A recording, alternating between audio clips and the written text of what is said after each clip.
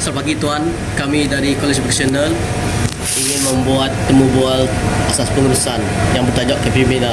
Saya Difrus Sudok, anak Batong. Saya Fizuddin Ashraf. Nama saya Muhammad Noiman. Saya Alexander Metius. Saya adalah pemilik syarikat. Nama saya Jonathan Anak Edison. Okey, soalan pertama. Apakah gaya kepimpinan yang Tuan gunakan dalam mengurus syarikat? Di dalam pimpinan saya adalah kepimpinan demokratik.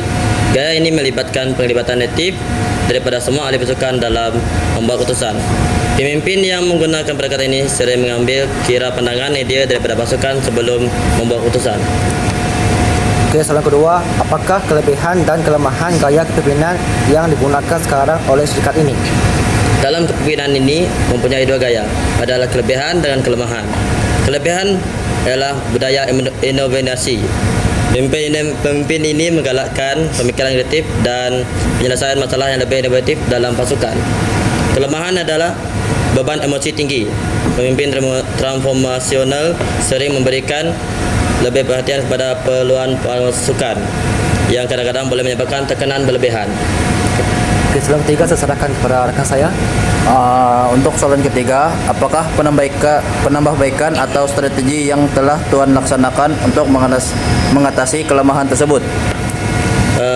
Saya banyak belajar untuk mencari kemampuan pasukan dan mula mendengar keluhan daripada pasukan saya.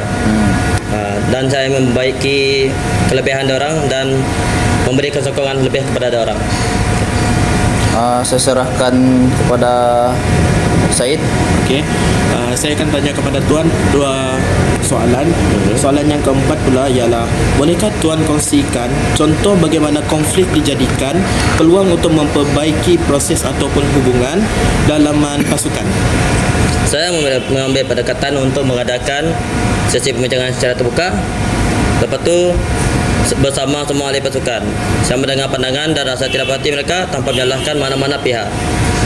Hasil pembincangan tersebut, kami sedar bahawa konflik adalah kerana tiada garis tugas yang jelas dan kurang komunikasi dua hala semasa perancangan awal. Okey.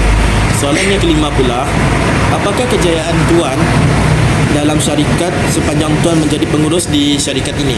Sepanjang saya menjadi pengurus syarikat ini, antara kejayaan utama ialah menjaya meningkatkan produktivitas pasukan. Lepas tu saya memastikan sasaran jualan tahunan tercapai serta memperkukuhkan budaya kerja pasukan yang lebih aktif. Apa nasihat yang akan Tuan berikan kepada individu yang bercita-cita untuk menjadi seorang pemimpin yang berjaya? Pertama, yang kita perlukan adalah disiplin, sentiasa tepati masa dan komitmen.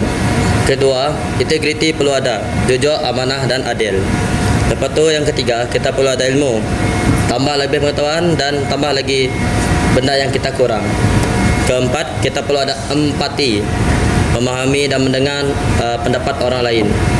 Kelima, kita perlu ada teladan, jadilah contoh yang terbaik untuk staf kita ataupun pasukan kita. Kelima, kita perlu ada keputusan, berani membuat benda yang lebih baru lagi. Keenam, kita perlu rendah diri, terima setiap kekurangan dan kelebihan staf kita. Keenam, visi, ada halau tuju dan mampu memberi inspirasi. Untuk ini saja yang saya perlu dapat beri lah. Okey. Terima kasih Tuan. Itu saja dari kami. Sekian, terima kasih. Sama-sama. Terima kasih. Dia baca dulu, nggak kita ketawa kau celaka macam ayat dah.